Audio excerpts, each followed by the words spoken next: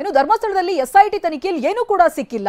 ಸದ್ಯ ಎನ್ಐಎ ತನಿಖೆ ಅವಶ್ಯಕತೆ ಇಲ್ಲ, ಎಸ್ಐಟಿ ಮಾಡ್ತಾ ಇದೆ. ಹೀಗಂತ ಬಿಜೆಪಿ ನಾಯಕರಿಗೆ ಶಾಸಕ ಯತ್ನಾಳ್ ಕೌಂಟರ್ ಅನ್ನ ಕೊಟ್ಟಿದ್ದಾರೆ. ಎಲ್ಲಾ ಮುಗಿದಿದೆ, ಬಿವೈವಿ ಹೋಗಿ ಏನ್ ಮಾಡ್ತಾರೆ? ಸುಮ್ಮನೆ ರಾಜಕೀಯ ಮಾಡೋದು ಬೇಡ. ಬಿವೈ ವಿಜೇಂದ್ರ ವಿರುದ್ಧವಾಗಿ ಯತ್ನಾಳ್ ಈ ರೀತಿಯಾಗಿ ಆಕ್ರೋಶವನ್ನ ಹೊರಹಾಕಿದ್ದಾರೆ. ಸುಮ್ಮನೆ ರಾಜಕೀಯ ಮಾಡೋದು ಬೇಡ ಅಂತ ಹೇಳಿದ್ದಾರೆ. ಅಲ್ಲ, ಧರ್ಮಸ್ಥಳದ ವಿಷಯನೇ ಮುಗಿದೋಗೈತ್ಲಿ, ಇಲ್ಲಿ ಅಲ್ಲಿ ಹೋಗಿ ಏನು ಮಾಡೋರಿದ್ದೀವಿ ನೋಡಿ.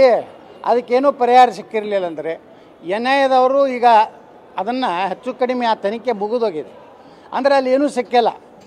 ಇಲ್ಲಿವರೆಗೆ SIT ಮಾಡಿದ ತನಿಖೆಯಲ್ಲಿ ಎಲ್ಲೂ ಅಸ್ಥಿಪಂಜರಗಳಾಗಲಿ ಬುರುಡೆಗಳಾಗಲಿ ಏನೂ ಸಿಕ್ಕಿಲ್ಲ ಅಂದಮ್ಯಾಗ ಅದು ಹೆಚ್ಚು ಕಡಿಮೆ ಅದೇನು ರಿಪೋರ್ಟ್ SI ಕೊಡ್ತಾರೆ ಕೊಡಲಿ.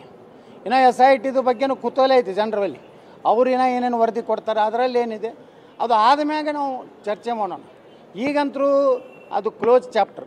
ಸುಮ್ಮನೆ ನಾವು ಕಾಟಾಚಾರಕ್ಕೆ ಹೋಗಿ ಭಾಳ ನಾವು ಧರ್ಮಸ್ಥಳದ ಭಕ್ತರದ್ದು ತೋರಿಸ್ಲಿಕ್ಕೆ ಹೋಗಿ ಹಂಗಾದ್ರೆ ಹೋಗಿದ್ರಲ್ಲ, ಹೆಂಗಾದ್ರು ನೀವು ಇನ್ನು ಮುಂದಾದರೂ ನಾವು ಭ್ರಷ್ಟಾಚಾರ ಮಾಡೋದಿಲ್ಲ, ಇನ್ನು ಕರ್ನಾಟಕ ಲೂಟಿ ಮಾಡೋದಿಲ್ಲ, ಇನ್ನು ನಾವು ಬರೀ ಒಂದೇ ವಂಶದರ ಆಳೋದಿಲ್ಲ ಅಂತ ಪ್ರತಿಜ್ಞೆ ಮಾಡಬೇಕಾಗಿತ್ತು ಮಂಜುನಾಥ ಸ್ವಾಮಿ ಬಲ್ಲಿ.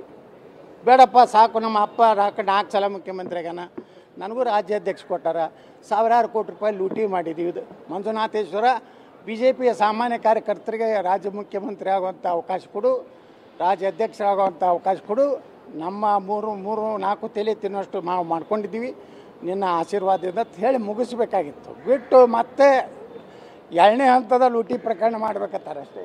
ಅಲ್ಲ, ಧರ್ಮಸ್ಥಳದ ವಿಷಯನೇ ಮುಗಿದೋಗೈತ್ಲಿ, ಇಲ್ಲಿ ಅಲ್ಲಿ ಹೋಗಿ ಏನು ಮಾಡೋರಿದ್ದೀವಿ.